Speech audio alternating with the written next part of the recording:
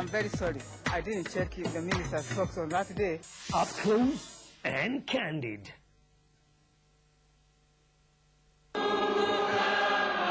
As the constitutional review process unfolded over the last 1 year, it became increasingly clear that the government side was a divided house over key issues in the constitution.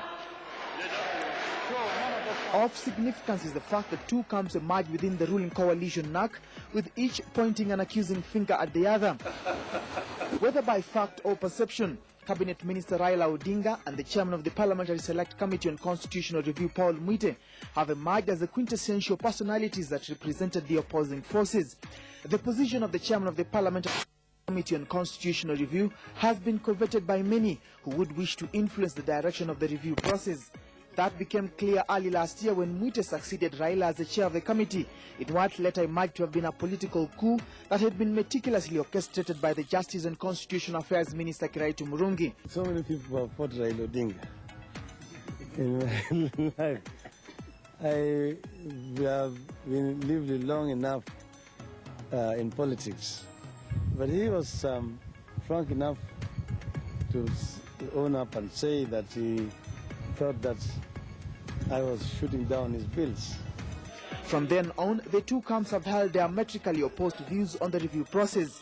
In May last year, Mwite was among the first delegates to point out that Section 47 of the current constitution did not allow Parliament to replace the current constitution with a new one. The drafters of our constitution do not appear to have conceptualized a situation where the Kenyan nation would one day want to rewrite the entire constitution as opposed to amending the constitution. So in order technically, constitutionally, to be able to rewrite our constitution as opposed to amending the constitution, we should have started off by amending Section 47 of the current constitution. Raila has, however, supported the view that a similar section had been used in the past to substantially amend the current constitution, and as such, Parliament could still enact a new constitution without amending Section 47. Throughout the review process, Raila has been accused of scheming to have the position of an executive prime minister so that he can take over power from President Kibaki. There are some individuals here in key positions who do not accept or respect the fact that there is a government in power. It is significant that while Mwite walked out of Bomas of Kenya recently in solidarity with other government ministers, Raila remained behind. Some underground forces have sabotaged the consensus, and we cannot write a new constitution for this country which divides our people. Government cannot reduce itself to a political activist. So I want to say that these individuals themselves put the name of the government to shame. So even as the review process shifts focus to Parliament, it is clear that Raila and Mwite have some unfinished business with each other. The question is, where does their perceived differences leave the review process?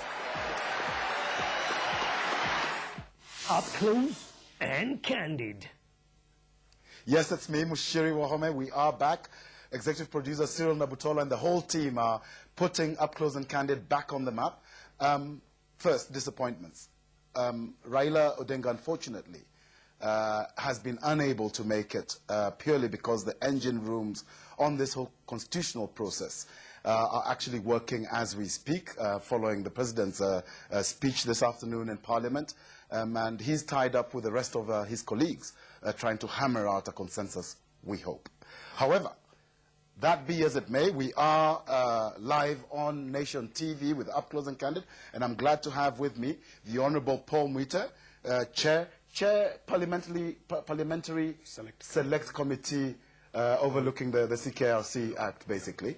Yeah. The Honourable former MP for Chepalungu, I remember, Isaac Ruto.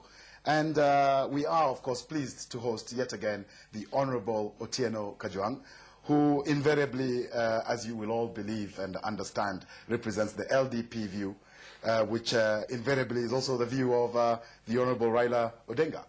Let's just dig in and try and